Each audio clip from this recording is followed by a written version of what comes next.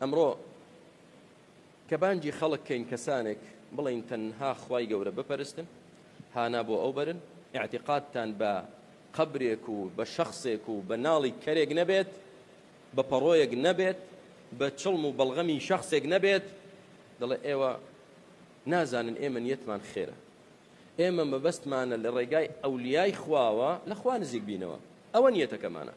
دەڵێن ئەو نیەتەی تۆ باسی دەکەی مشرکینیش ئەو نیەتەیان هەبوو. خوای پەروەردگار بۆمان باز دەکات دەفەرمێ دەیانوت ما نعبدهم إلا ليقربونا إلى الله زلفا. ئێمە نایان پەرستین ئەو پیاوچاکانە و ئەولیانە، نایان پەرستین بە هیچ مەبەستێکی خراپ إلا بەو مەبەستە نەبێت کە لە خوا نزیکمان کەنەوە. قولی ابن مسعودیان بۆ دەهێنینەوە وەکەم من مرید للخير لم يصبه. نیەتە بە شەخص پەرستی و گۆڕپەرستی لە خوا نزیک بیتەوە، بەڵام بە خوا نەت پێکاوە. والله ڕۆژی قیامەت ويوم القيامة يكفرون بشرككم. ڕۆژی قیامەت هەموو پێغەمبەران و پیاوچاکان بەڕائەتتان لێ دەکەن و دوژمنایەتیتان دەکەن و ڕازینین بەوەی ئێوە بە شوێنکەوتەی خۆیان دابنن. هیچ کەسێک ڕازی نییە تۆ بیکەیتە شەریکی خوا، نە پێغەمبەران و نە پیاوچاکان.